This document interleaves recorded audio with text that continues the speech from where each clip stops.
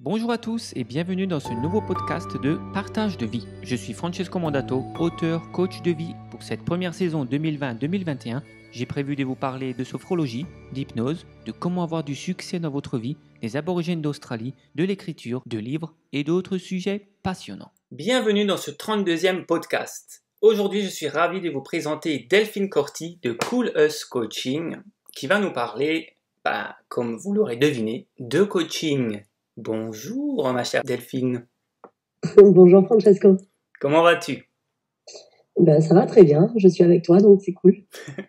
Super, et puisque c'est cool, tu vas nous parler de Coolest Coaching. Déjà, avant tout ça, tu peux un petit peu nous présenter peut-être pour les auditeurs qui ne te connaissent pas, un petit peu ce que tu fais dans la vie, d'où est-ce que tu viens, et voilà. Alors, moi je m'appelle Delphine Corti, je suis de Marseille. Je suis infirmière de métier depuis 15 ans, j'ai fait 15 ans d'urgence et puis ensuite j'ai voulu me tourner vers du relationnel et une relation plus psychologique avec le client et non pas le patient, parce que maintenant quand je fais du coaching c'est des clients. Ouais. Et du coup je me suis tournée vers ce qui me tenait vraiment à cœur et j'ai décidé d'accompagner les personnes qui étaient soit trop introverties, soit trop expansives, soit les gens qui ont une personnalité atypique, parce que moi je le suis. Et ce que j'entends par atypique, ce sont les gens qui sont hyper en général, donc soit hypersensibles, soit haut potentiel, voilà, des gens qui ont en fait une personnalité un petit peu décalée et qui se sentent en décalage. Et du coup mon accompagnement consiste en fait à les faire s'assumer totalement et pouvoir s'intégrer tout en restant eux-mêmes. D'accord. En gros, à exister sans réserve, en fait. C'est un peu ma baseline. Ah ouais, ok. Et du coup, tu fais ça tu es toujours infirmière? Tu fais ça en plus ou tu fais que le coaching? Alors maintenant, je me concentre majoritairement au coaching parce que j'ai de plus en plus de clients et que je peux plus faire un temps plein à l'hôpital ni un mi-temps. D'ailleurs, j'ai essayé, mais c'était pas possible de chevaucher les deux. D'accord. Par contre, je suis toujours infirmière dans l'âme et j'ai besoin aussi de faire du soin. Donc, de temps en temps, je fais des petites vacations à droite à gauche juste pour garder un pied dans le soin. Mais c'est vraiment sporadique. Et la plupart du temps, je suis plus sur de l'apprentissage permanent et de l'accompagnement psychologique en tant que coach. D'accord. Alors, est-ce que tu peux un petit peu plus nous décrire justement ces personnes HP? Donc, si j'ai bien compris, dans les personnes HP, il y a les hauts potentiels et les hypersensibles, Alors, en fait, ou atypiques aussi. ouais, alors en fait, quand moi je dis atypique et que les personnes qui s'y connaissent un petit peu dans le HP, le HPI, HPE, alors déjà je vais expliquer. Ouais. HPI c'est haut potentiel intellectuel, HPE c'est haut potentiel émotionnel, c'est ce qu'on appelle les hypersensibles, et les HPI c'est ce qu'on appelle, moi j'aime pas trop cet étiquetage, mais c'est ceux qu'ils appellent les zèbres, les gens zèbres. Ah oui. Moi je me plais plus à dire qu'on est plus des araignées parce que personnellement étant HPI, quand on me donne une information, ça fait comme une toile d'araignée qui explose dans ma tête parce que j'ai des pensées en arborescence et ça va très très vite dans ma tête.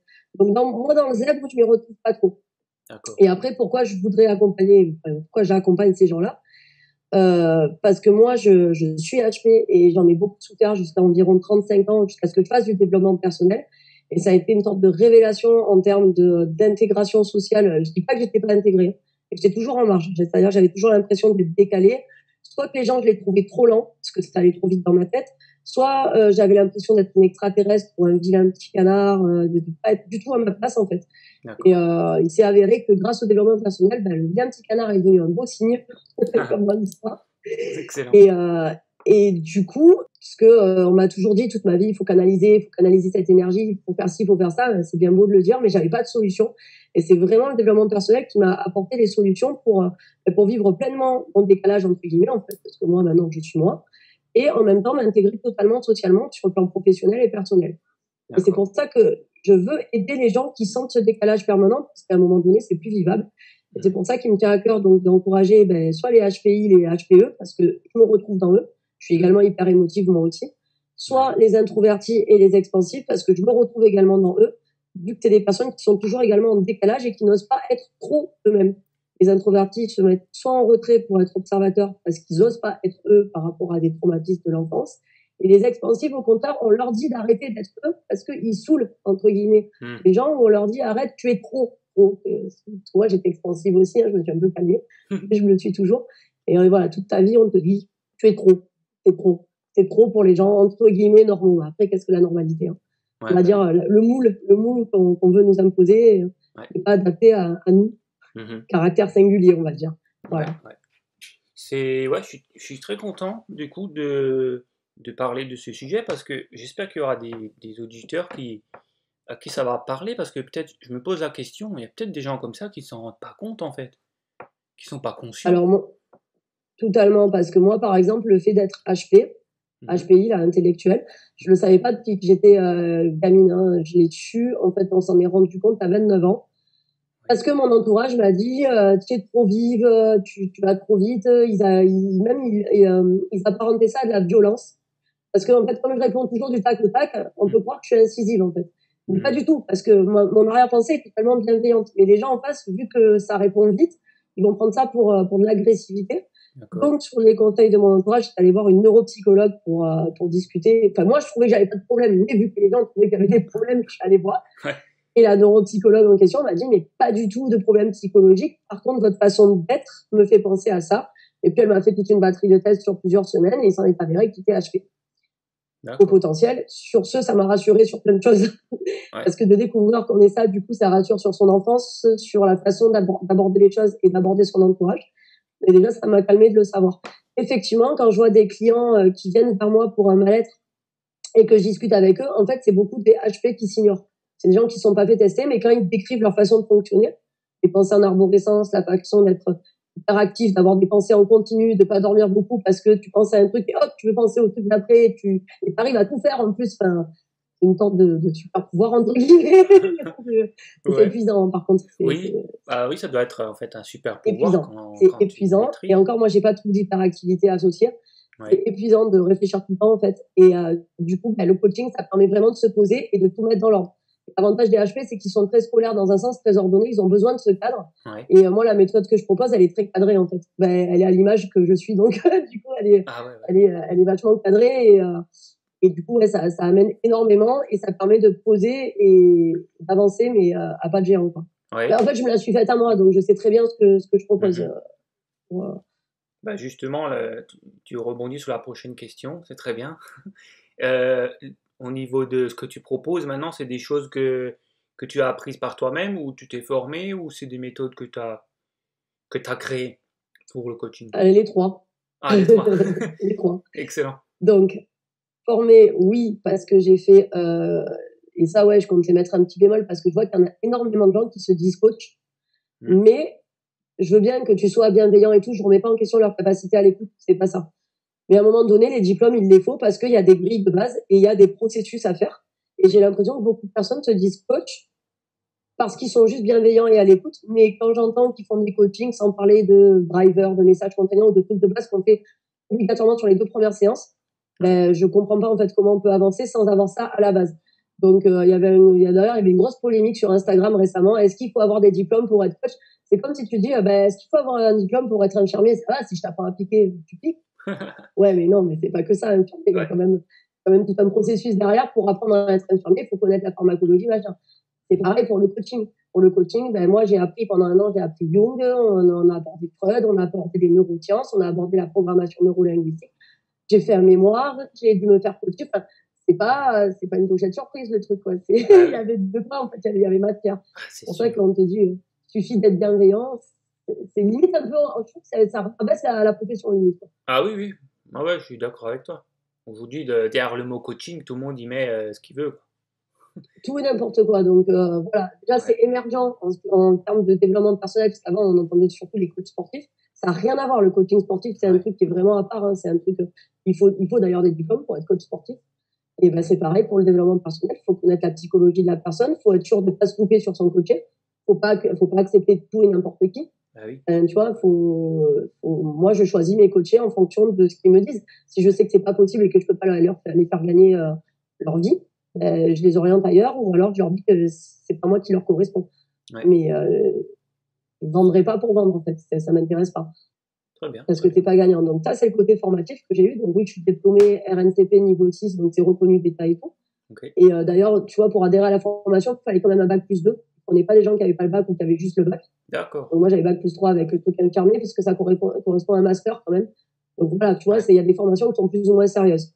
Okay. Ensuite, après, dans ma méthode d'accompagnement, donc, il y a ce que j'ai appris avec eux, avec les grilles de coaching que eux m'ont fournies et que tous les coachs diplômés qui ont vraiment fait un truc un peu sérieux, à peu près les mêmes grilles. C'est des trucs qu'on a entre cercles de coachs qui sont faits par des gros coachs américains, tout ça, et qui existent comme des plans à suivre pour bien coacher. Ouais. Et ensuite, il y a ce que j'ai appris dans des livres, parce que je lis beaucoup et j'adapte. Ce que la vie m'a appris, parce que mine de rien, j'ai quand même fait 15 ans d'urgence.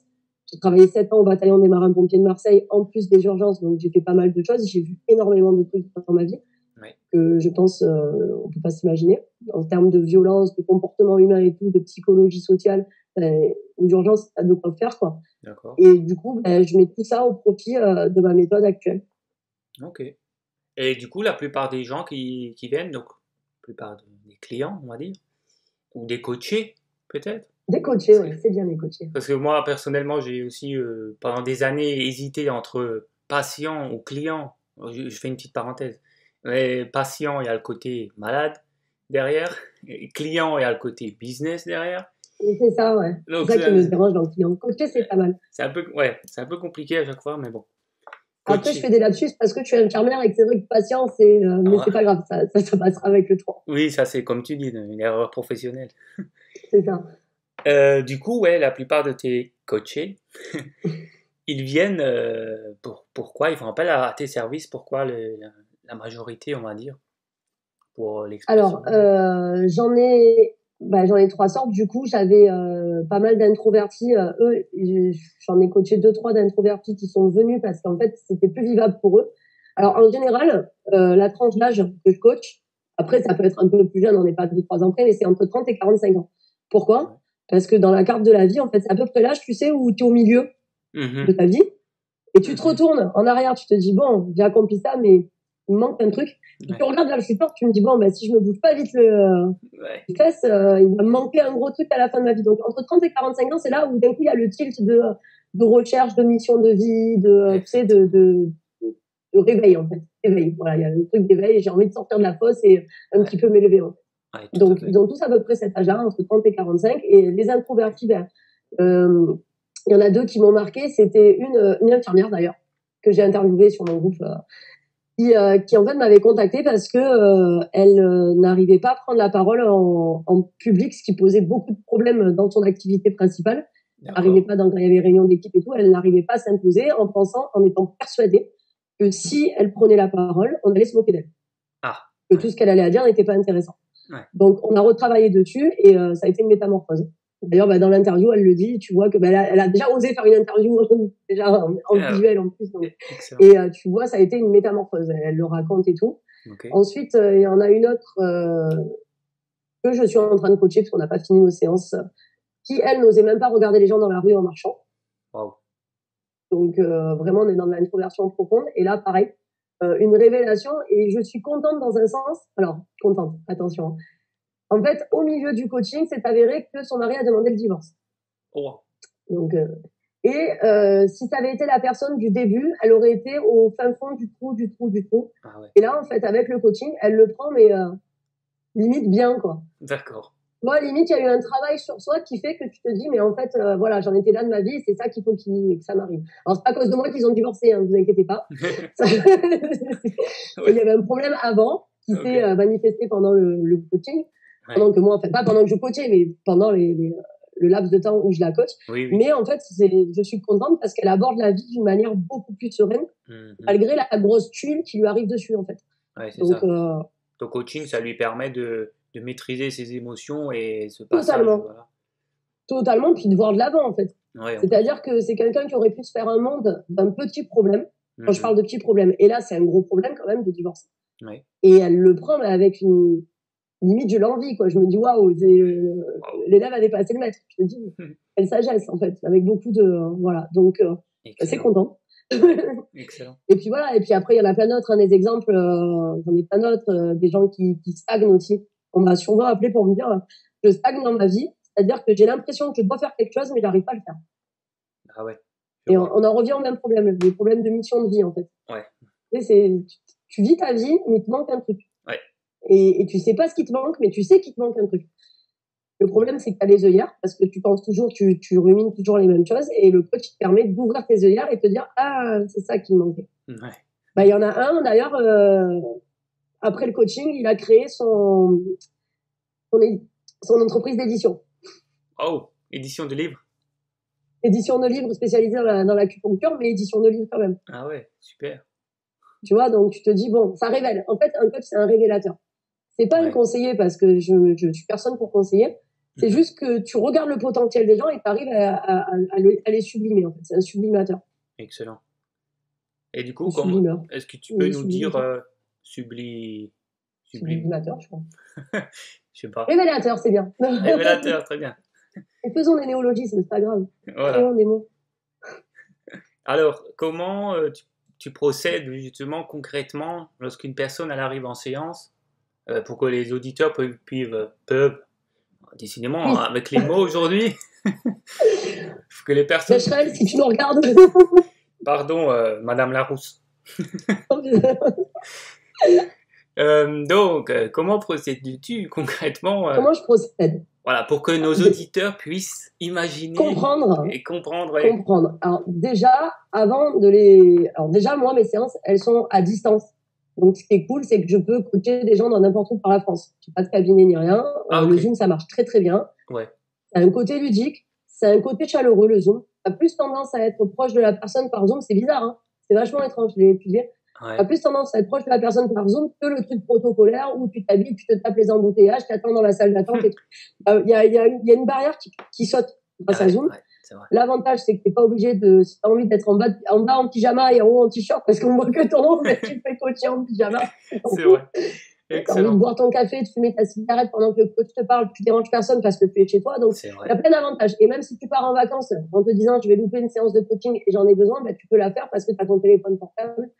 Tout est avantage pour moi, hein, la visio. Ah ouais, tu peux le faire en bord de plage. Tu peux le faire en bord de plage et surtout, des gens qui veulent t'avoir ne sont pas obligés de descendre à Marseille pour t'avoir, en fait. Ouais. Tu vois ? C'est ça. Donc, ça, c'est la première chose. Ensuite, comment je procède ? Je fais d'abord un entretien qualificatif. Donc, je vois que si la personne, elle est qualifiée pour être coachée et si elle est prête.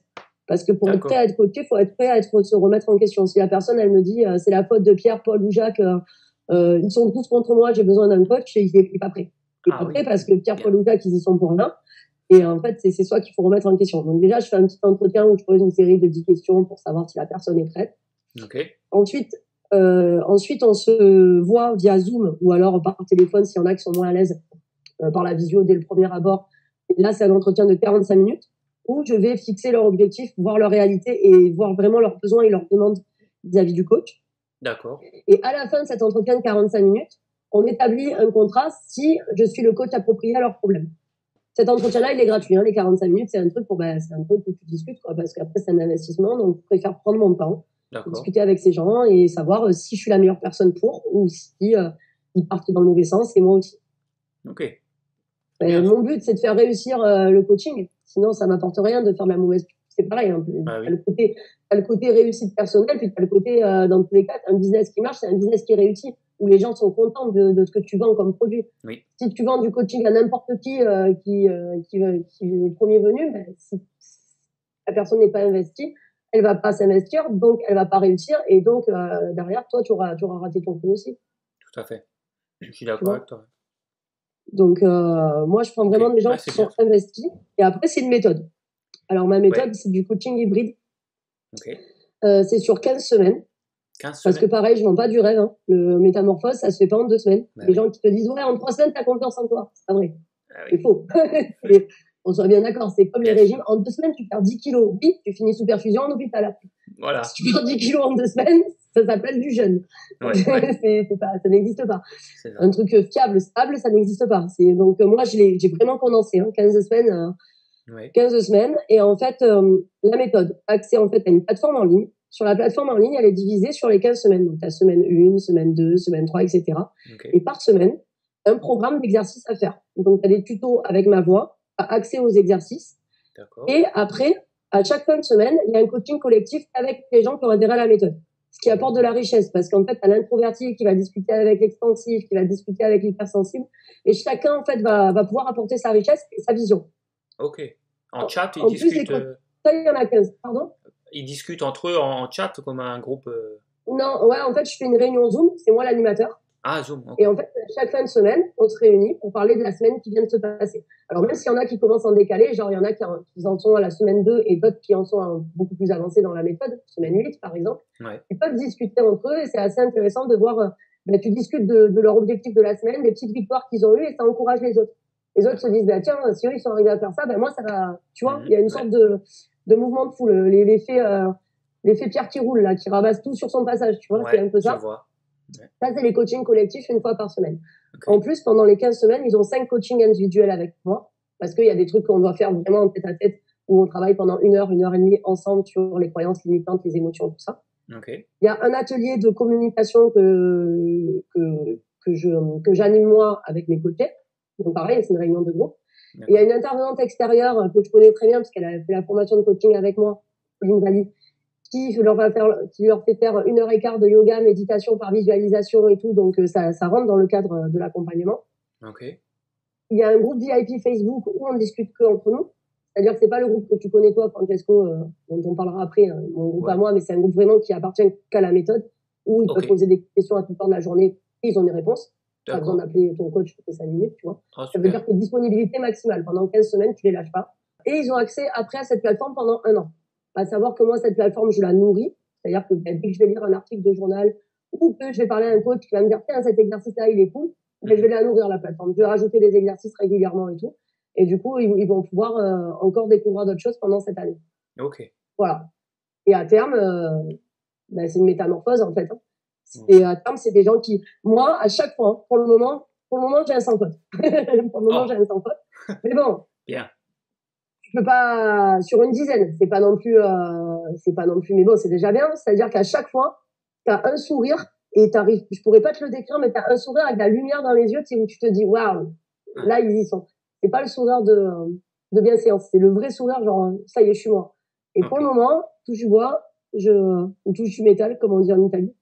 Pour le moment, j'ai un sans faute. Pour le moment, on a réussi à atteindre les objectifs qui étaient fixés. Excellent. Est-ce que tu as, tu as peut-être déjà un petit peu, t'en as parlé avant, tu as donné des exemples, parce que la prochaine question c'était, est-ce que tu as une personne, une coachée ou un coaché, qui a eu vraiment un grand changement dans sa vie, la personne que tu as vraiment le plus aidé à, enfin, tu as vu vraiment un gros changement dans sa vie, quoi. Elle a tout changé, quoi. Enfin, à peu près tous. Ah ouais, d'accord. À peu près tous, parce qu'en fait, ils étaient tous dans une impasse. Ouais. Que ce soit sur le plan, celui qui était acupuncteur, qui est acupuncteur, que ce soit sur le plan professionnel ou sur le plan relationnel ou sur le plan personnel, comme l'infirmière ou comme l'autre coaché que je suis en train de coacher et qui est en train de divorcer, ou comme d'autres que j'ai coachés avant, qui avaient des petits soucis, mais alors eux c'était des mini coachings parce qu'ils ont pris que 2-3 séances, c'était au tout début, tu vois. Okay. Et tous, ça les a fait réfléchir en fait à, oui, mais même à mes débuts, regarde, je me rends compte que une autre de mes coachés, grâce au coaching, a osé demander une augmentation à son patron. Donc, alors qu'elle n'osait pas, ça faisait 5 ans qu'elle évoluait avec le même salaire. Ouais. Elle l'a eu, puis après, ça l'a gonflé. Finalement, elle a changé de patron. Maintenant, elle est dans un nouveau travail où elle s'éclate et elle est super épanouie, elle est mieux payée, elle travaille moins en temps d'heure. Donc, du coup, je te dis, j'ai été un déclic, un petit déclic. Et là, j'ai une de mes clientes qui m'a dit, mes coachées, qui m'a dit, en fait, le coaching, ça t'apprend des choses que tu sais au fond de toi, mais dont tu ne te rends pas compte. Ouais. En fait, ça réveille des alarmes. C'est-à-dire, tu vas faire ton développement personnel, puis il va t'arriver un truc 2-3 jours après, et il y a une alarme de ton cerveau qui va te dire, ah tiens, c'est ça. Et ainsi de suite, tu vois, ça te réveille des alarmes qui font que ça te permet de focaliser sur ton objectif. D'accord. Et ça, tu n'arrives pas tout seul.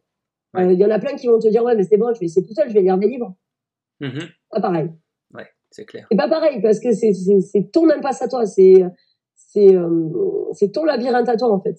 Ouais. C'est ton dédale. Et pour te faire sortir du labyrinthe, il faut que quelqu'un regarde au-dessus du labyrinthe pour te dire va à droite, va à gauche, la sortie elle est là-bas. Ouais, je vois. Quand t'es dedans, t'es dedans. Ouais. Ouais, donc tu as, du coup, si je comprends bien, tu as Couleuse Coaching avec les modules, quoi. On peut appeler ça des modules, les 15 semaines. Et aussi avec les sessions collectives, du coup.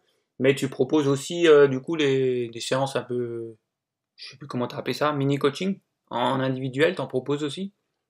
Non, les mini-coachings, c'était au début, quand je me suis lancée. Maintenant, en individuel, oui, je propose des séances parce qu'il y a des gens qui sont pas à l'aise avec le collectif. Ouais. Et puis, la méthode, c'est un budget un peu plus élevé que l'individuel, que le pack. En fait, c'est pas la séance que tu fais payer. Tu vois, c'est Ouais. en pack. Parce que pour moi, Oui. pareil. Moi, j'aime le travail bien accompli. Si la personne, elle prend 2 séances, elle n'arrivera pas à se transformer. Mhm. Donc, pour moi, en fait, c'est un pacte. Et le pacte, c'est un pacte. C'est-à-dire que je te transforme, je t'aide à te transformer, mais c'est pareil, 3 à 4 mois. Et 3 à 4 mois, c'est à peu près une dizaine de séances. Ouais. Donc, c'est pareil, que tu préfères en individuel ou en collectif. Pour moi, personnellement, et c'est normal, je trouve que la méthode, elle est plus riche. Et elle a l'avantage d'être scolaire. Donc, dans le sens où ça peut rassurer les gens de s'attacher à des exercices et à des tutos, si Oui. tu veux, à tel moment. Puis, tu as le groupe, et puis tu as le collectif, et puis tu as t'as plein de trucs qui font que tu peux te rattacher à plein de choses. Ouais. Alors que l'individuel, bah, tu es seul pendant les 2 semaines entre chaque séance. Après, même si tu peux m'appeler, mais ça n'a pas la même dynamique. Même Ouais. si les résultats sont concluants aussi. D'accord. Ouais, je vois la dynamique de groupe, c'est clair qu'elle n'est pas inestimable, ça. Bah, pour moi, la dynamique de groupe, elle a un côté formatif. Parce que comme il y a des tutos, tu as plus l'impression de faire une formation et du développement personnel. Mhm. Mais tu vois, dans mes tutos, je fais pas que des exercices. Je parle aussi de base de communication, de base de gestion de code émotionnel. Voilà. Tu vois, je fais parfois des petits PowerPoint avec ma voix dessus où j'explique des trucs. Parce que je pars du principe que les gens, ils doivent comprendre les choses pour les faire. C'est mon côté vraiment pragmatique. C'est mon côté. Je suis pas très ésotérique ou c'est pas mon délire. Ouais. Après, je peux comprendre. Ça veut pas dire que je renie ceux qui le sont, mais moi, je ne peux pas l'être. Moi, c'est Saint Thomas. Je crois que ce que je vois. Donc, Ouais, voilà, tu vois, la loi de l'attraction, j'y crois parce que c'est expliqué par les neurosciences. Donc, Oui. j'ai lu les livres de neurosciences qui expliquent la loi de l'attraction, mais il me faut une explication derrière parce que je supporte pas qu'on me dise pourquoi et que j'arrive pas à répondre. Ah oui. Ah oui. Tu vois, si on me dit, ah ouais, mais pourquoi parce que non. C'est comme ça, c'est comme ça. Pourquoi parce qu'il se passe ça dans le cerveau. Enfin voilà, moi, il faut que je réponde à la question pourquoi. Ouais. Donc du coup, j'explique beaucoup de choses dans ma méthode. Excellent. Alors, est-ce que tu veux bien nous donner, pour les auditeurs, un petit exercice, justement, un petit truc pragmatique qui pourrait leur donner l'eau à la bouche pour aller plus loin dans ta formation, une espèce de truc peut-être pour la confiance en eux ou pour s'accepter soi-même, peut-être comme on est, un petit exercice ou voilà, un petit bout, Ben non, je vais leur faire l'exercice de la roue de la vie. la roue de la vie. Ouais, comme ça, ils verront s'ils ont besoin de moi ou pas. Ok, dis-nous, on t'écoute. Donc la roue de la vie, il faut un papier et un stylo. D'accord? Voilà, donc, cher auditeur, mets tes pauses et allez chercher un stylo. Cherchez un papier et un stylo. Voilà. Mets tes pauses et on se reprend tout de suite. Jouez le jeu, comme ça vous allez travailler sur vous en direct. D'accord. Vas-y, je t'en prie. Alors, c'est bon. Alors, la roue de la vie, vous allez faire un gros cercle en plein milieu du papier. Vous coupez ce cercle en 2. Vous le coupez en 4. Et vous le coupez en 8, en fait. Donc, vous faites un trait vertical au milieu du cercle, un autre trait horizontal au milieu du cercle, et ensuite, vous faites un camembert en 8 parties. C'est clair jusque-là, Francesco, tu me dis si c'est pas assez clair. Bah, moi qui suis gourmand, j'imagine un gâteau quoi, qui se coupe en... C'est ça. Ben, fais-le en même temps, comme ça, tu me dis si tu comprends pas. Ok, ça y est. Donc, vous faites un cercle bien gros, vous le coupez en 2 par le milieu, en 2 en horizontal et en vertical, et après, vous mettez 2 tangentes, ce qui va vous faire 8 parts, comme un gros gâteau à 8 parts. Ça va? Ok, j'y suis. Ok. Au milieu du cercle, en plein milieu du cercle, vous mettez la note de 0. J'écris 0 au milieu du cercle. Ouais, là où toutes les lignes se rejoignent, tu mets 0. Ok. Et donc, l'extérieur du cercle, c'est la note de 10. D'accord. À côté de la ligne numéro 1, donc à l'extérieur du cercle, tu vas écrire le mot carrière. Attends, j'ai la dernière ligne, enfin la ligne extérieure, c'est ça? Non, en fait, t'as 8 lignes qui traversent ton cercle. Oui. T'as 8 lignes qui traversent ton cercle. Oui. Ouais. Donc, à chaque ligne, je vais te dire des mots et tu vas les écrire à côté de ces lignes, en fait. D'accord, un peu comme le cadran d'une montre. Exactement. Mais au lieu de marquer des chiffres, tu marques des mots. D'accord, donc là tu m'as dit quel mot? Alors, tu marques carrière. Carrière pour la première ligne, donc tout en haut? Tout en haut. Entre les deux premières lignes, exactement. Entre les deux lignes. Ouais, entre la première et la deuxième ligne, tu écris carrière. D'accord. Entre la deuxième et la troisième ligne, tu écris santé. Santé. Entre la troisième et la quatrième, tu écris couple. Couple. Ensuite, entre les suivantes, tu écris loisir. Loisir. Entre les deux suivantes, tu écris famille et amis. D'abord famille, après amis. C'est la même famille. Enfin, ça va ensemble. Famille et amis. C'est le même camembert. C'est le même camembert, exactement. Comme au Trivial Poursuite. Ouais. Famille et amis, tu m'as dit. Ouais. Ok. Entre les deux suivantes, tu écris environnement. Environnement. Ok. Entre les deux suivantes, tu écris finance. Finance. Et entre les deux dernières, tu écris développement personnel. Développement personnel. C'est bon? Ok, c'est bon pour moi. J'espère que pour les auditeurs aussi. Sinon, mets tes pauses. Ah oui, voilà. Donc, le but du jeu, c'est de te donner une note pour chaque item. Le 0 étant la note la plus basse et le 10 qui est à l'extérieur de ton cercle étant la note la plus haute. Tu vas te noter sur 10 en termes de carrière, où tu en es sur ta carrière entre 0 et 10, en termes de santé, en termes de couple, à savoir que couple et célibat, c'est pareil. Hein. Si tu es heureux en tant que célibataire et que tu n'aspires pas à être en couple, tu peux te mettre 10 sur 10. D'accord. D'accord? Ouais. En termes de loisirs, famille, amis, environnement, finance et développement personnel. En gros, la roue de la vie, c'est pour voir où tu en es dans ta vie. Donc, le milieu du cercle, c'est l'état 0, c'est ça va pas du tout. 10, c'est super, je suis au top. Et donc, tu vas te mettre une note sur chaque camembert. Ok. Avec une petite croix, par exemple. Tu te mets une petite croix, tu sais. Oui, sur l'échelle, ouais. Ouais, une croix, un point, ce que tu veux, en fait, hein, pour à peu près doser entre 0 et 10 où tu en es. Ok. Je dois le faire, là? Je dois le faire. Ouais, vas-y, tu mets... mais fais-le au hasard, sinon. C'est juste pour voir, en fait, sur chaque truc, tu mets ta petite croix, et après, tu vas les relier entre eux, en faisant un rond. Ok, bon là, je fais Donc, tu peux. un peu à la va-vite, je réfléchis pas trop. Famille, voilà. Environnement, tu peux nous éclairer sur ce qu'est l'environnement? Totalement. L'environnement, c'est ce qui vous entoure. Alors, ça peut être aussi bien l'environnement social proche, mais c'est surtout l'environnement si, par exemple, tu es bien dans ta ville ou tu n'es pas bien dans ta ville et que tu aspires à déménager. Si ton appart, tu l'adores et c'est ton petit cocon aussi, tu trouves tout pourri. Si, enfin, voilà, l'environnement, c'est vraiment tout ce qui t'entoure et tout ce qui fait ta vie. D'accord. Ton cocon, en fait. Ouais. Ok. Je vois. Ok. Et donc, après, le but du jeu, c'est de relier ces petits points en formant un cercle.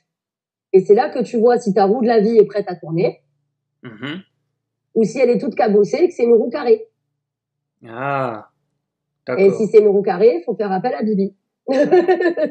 Ah ben moi, dans mon truc que j'ai fait au hasard, j'ai une espèce de maison avec un carré et un toit pointu. Donc, Voilà, tu vois, non, mais en fait, ça te permet, la roue de la vie, elle permet de prendre de la distance et de visualiser où tu en es vraiment. Et là, tu te dis, c'est peut-être pour ça que ma vie ne tourne pas totalement rond. Tu vois, les bouts arrondis, c'est là où ça va. Et les trucs, ça fait justement des trucs pointus ou des trucs qui sortent un petit peu du lot. C'est là où ça va pas. Donc, il va falloir essayer de s'aligner tout ça pour faire une roue qui est prête à tourner. Ok, ok. Voilà. Et le but, c'est d'amener tout à 10 ou...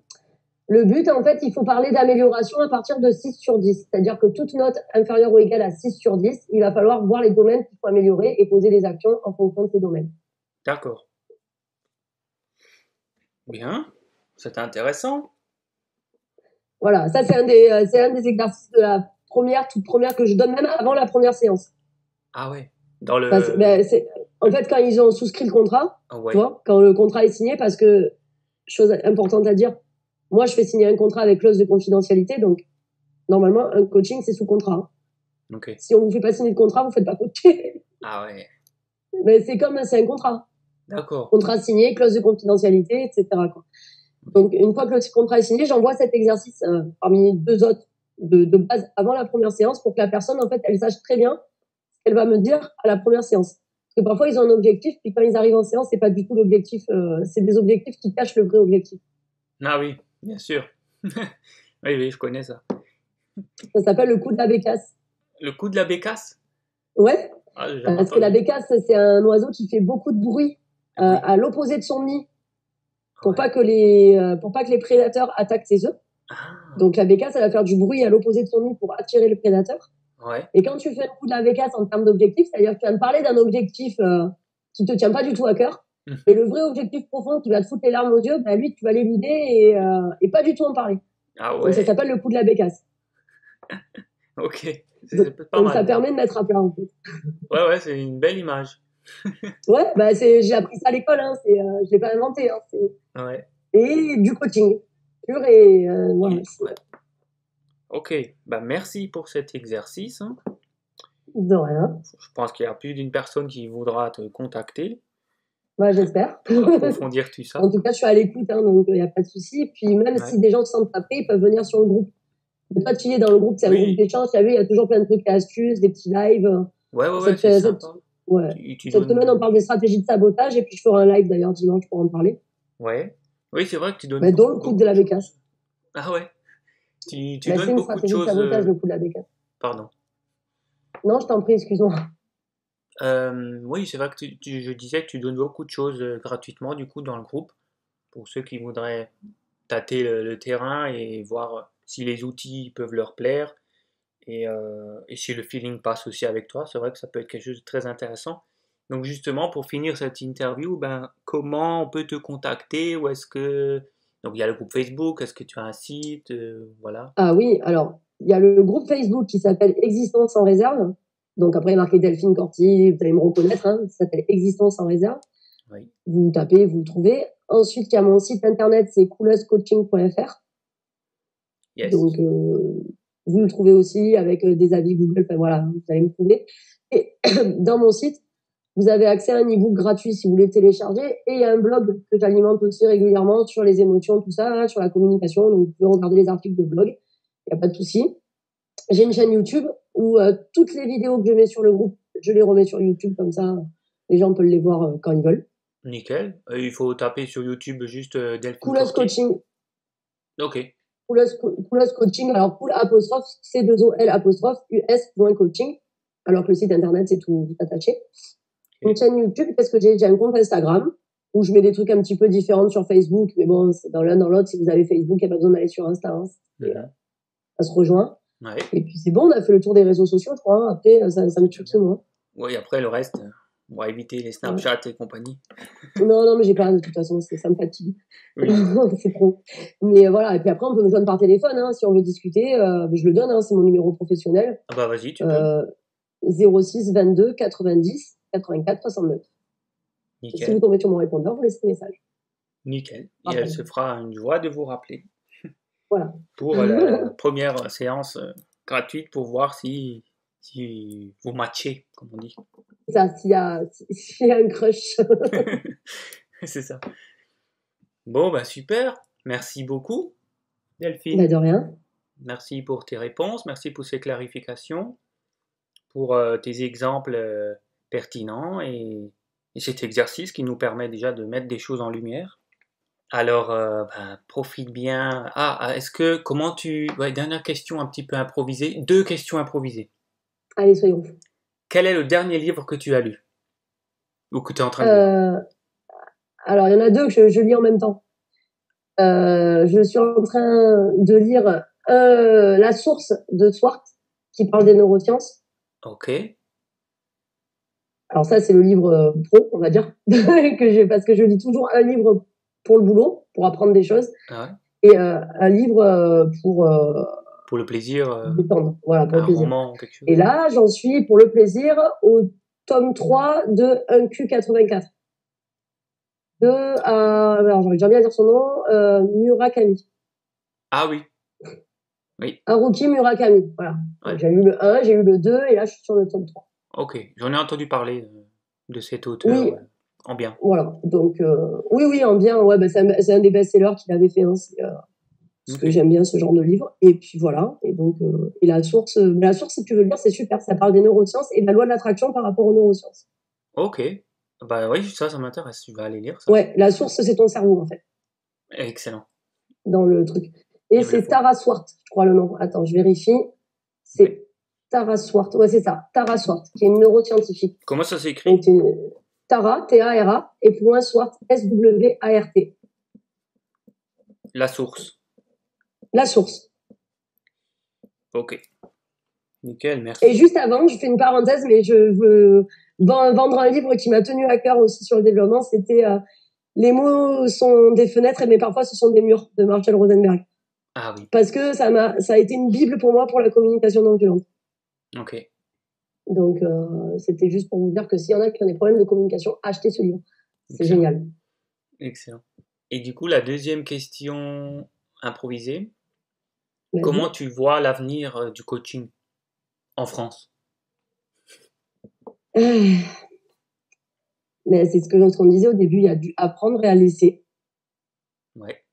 Alors, maintenant que je suis dedans, c'est-à-dire que maintenant que tu te fais ton propre réseau à toi et que tu rencontres d'autres coachs, tu te dis que c'est un truc qui est en plein essor. Parce que les gens en ont peut-être marre de passer toujours par les mêmes choses et ils veulent essayer des choses nouvelles. Attention, c'est important de voir un psychiatre ou un psychologue. Je dis pas du tout qu'il faut pas, ça n'a rien à voir. Ouais. C'est important si tu as un syndrome post-traumatique, d'aller voir. D'ailleurs, moi, j'ai une coachée qui a un syndrome post-traumatique. Je l'ai envoyé voir je lui ai dit d'appeler un psychiatre en plus du coaching. Tu vois, je peux pas résoudre ces problèmes-là parce que les SPT, d'ailleurs, il y a des psychiatres qui sont spécialisés dans le SPT. SPT, c'est syndrome post-traumatique, tu peux pas le résoudre en tant que coach. D'accord. Et après, c'est ce qu'on disait au début. Tu as deux sortes de coachs et tu as le bon, entre guillemets, celui qui a fait les études et qui va être honnête, franc et authentique. Ouais. Et tu as celui qui veut faire du pognon et qui va te vendre du rêve sans avoir les outils, mais voilà. Ouais. Donc, le problème, c'est que comme c'est en plein essor et que tout le monde te dit coach à toutes les sauces, tu vois, tu tapes coach en développement personnel. C'est pour ça que moi, j'ai vraiment ciblé les gens qui me tiennent à cœur et ceux que je peux aider parce que j'en côtoie qui te disent je suis coach en développement personnel, c'est super vague. Oui. C'est super vague. C'est comme si tu dis à un médecin, je suis médecin. Ouais, mais quoi, généraliste, neurochirurgien, pédiatre, tu quoi comme médecin? Bah oui. Tu vois, c'est à partir du moment où tu travailles avec les gens sur leur psychologie et tout, il te faut une spécialité. Ouais. Tu peux pas dire que tu fais tout et n'importe quoi. Parce qu'en fait, quand tu veux parler à tout le monde, c'est là où tu parles à personne. Faire tout et n'importe quoi, tu te dis, ok, c'est un peu, tu vois, comme dans les films américains où le mec, il sait faire une opération du ventre et après, il fait une opération du cœur, puis après, il est orthopédiste. Ça n'existe pas dans la vraie vie. Tu peux pas te baser, tu peux pas faire et des addictions et faire ci et faire ça. Il faut te spécialiser dans un truc. Donc, oui, c'est en plein essor le coaching. Après, je trouve qu'il faut faire attention parce que étant dedans, là, je tombe de haut sur le nombre de gens qui se disent coach et qui connaissent absolument rien. Et je fais d'ailleurs une petite anecdote. Ouais. C'était quand la semaine dernière, je crois, peut-être 10 jours. Il y a une femme qui me contacte, qui me dit, je suis magnétiseuse, d'accord. Okay. Et elle me dit, est-ce que tu pourrais m'envoyer, vu qu'on est toutes les deux thérapeutes, les exercices que tu proposes en coaching, vu que moi c'est pas mon credo, je voudrais savoir, comme ça je discute avec les gens lors des séances. J'ai fait, mais déjà c'est gonflé. Oui. Et paye-toi une formation à ce moment-là de coaching. Bah oui. Et déjà c'est gonflé. Et puis je lui ai dit, j'ai dit, mais pour les utiliser les exercices, faut savoir qu'est-ce que ça implique derrière en fait. C'est pas, tu donnes pas un papier comme ça en disant débrouille-toi avec. Si la personne te dit ce fameux pourquoi, faut être capable de l'expliquer. Bah oui. Et tu vois, c'est chaud quand même. De moi, ça m'a choqué. Ah oui, oui. Faut faire le tri. Ouais, et pour faire le tri, ben, c'est Google ton meilleur ami. Tu te renseignes. Ouais. Tu tapes le nom de la personne, tu trouves son site, tu regardes les diplômes, tu regardes combien de personnes elle a coaché, tu regardes si elle a vraiment un numéro de sirène, un numéro de sirène. Ouais, si vraiment c'est un truc déclaré, tu regardes tout. Tout. Elle poste, si elle a une chaîne, tout. Ouais. C'est un truc en plein essor, oui. Oui, mais c'est-à-dire faut faire attention parce que c'est en plein essor quand ça fonctionne, mais ce genre de personne peut décrédibiliser la profession. Eh oui, clairement. On sait chez qui aller maintenant. Hein. On est sûr que chez toi, on est entre deux bonnes mains. Allez voir son groupe Facebook. Tout ce que tu m'as dit là, ton site, le blog, tu m'enverras les liens et je les mettrai sous ce podcast. Comme ça, les personnes peuvent cliquer directement dessus. Comme ça, je les mettrai sur ma chaîne YouTube et sous les podcasts. Pas de souci. Je te remercie beaucoup. Je t'envoie ça en message. Merci à toi de m'avoir invité. Ça m'a fait très plaisir. Yes. Et puis, à très bientôt. À très bientôt, Francesco. Avec plaisir. Et puis, tu me diras. Hein, ouais. Ciao, ciao. À bientôt et merci beaucoup pour cette invitation. Bye bye. Au revoir tout le monde. C'était Francesco Mandato pour le podcast hebdomadaire Partage de vie. Pour me contacter, vous pouvez le faire par les réseaux sociaux, Facebook, Instagram, YouTube ou par email à francesco.mandato@yahoo.fr. Aidez-moi à faire connaître ce contenu gratuit en vous abonnant, en laissant un commentaire et en partageant auprès de vos amis.